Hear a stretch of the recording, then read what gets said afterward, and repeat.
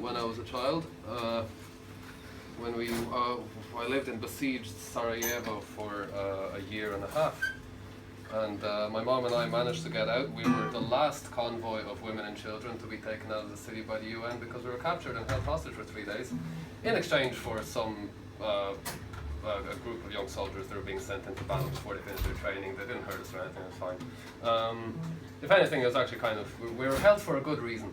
But, like the refugee thing, there's definitely, and I mean, I've learned this throughout my life, and on this trip it's been kind of reaffirmed by everybody that I've met, and I've been on tour for about a week and a half now, and I've got another week to go.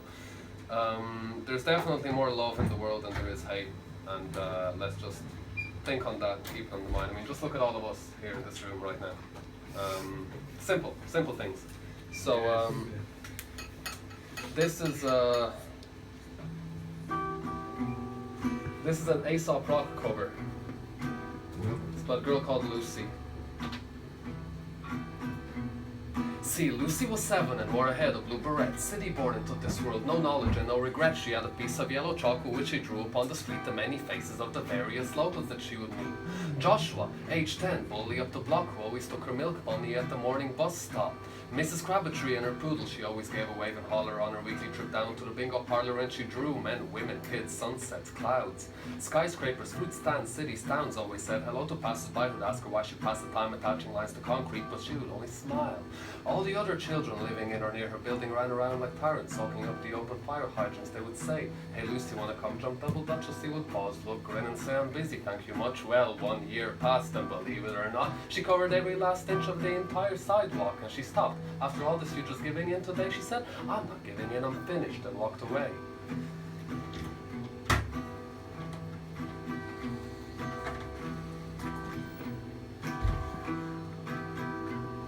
Then Lucy was 37, an introverted, somewhat a basement apartment in the same building she grew up in. Traded in her blue berets for long locks held up with a clip. Traded in her yellow chalk for charcoal sticks, and she drew little Bobby who would come to sweep the porch. The mailman delivered every day at 4. Lucy had very little contact with the folks inside her cubicle day, but found it suitable and she liked it that way. She had a man now, Rico, similar, hermited. They would only see each other once or twice a week on purpose. They appreciated space, and Rico was an artist too, so they connect on Saturdays to share the pictures that they drew.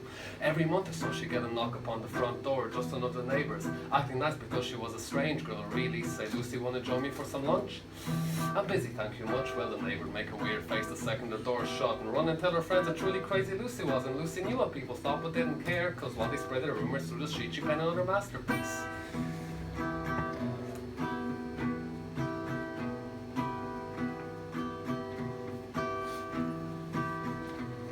Then Lucy was 87 upon her deathbed at the senior home where she had previously checked in.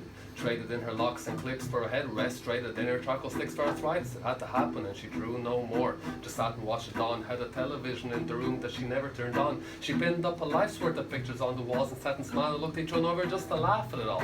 Now Rico, he had passed about 5 years back, so the visiting hours pulled in a big flock of nothing. She never spoke to anyone about the passing of her life until one day she turned to pull the nurse aside and she said, "Look, I've never had a dream in my life, because a dream is what you want to do but still haven't pursued. I knew what I wanted, and I did it till it was done, so I've been the dream that I've wanted to be since day one." Well, the nurse jumped back. She never heard Lucy even talk, especially words like that. She walked over to the door and pulled it closed behind, and Lucy blew a kiss to each one of her pictures, and she died.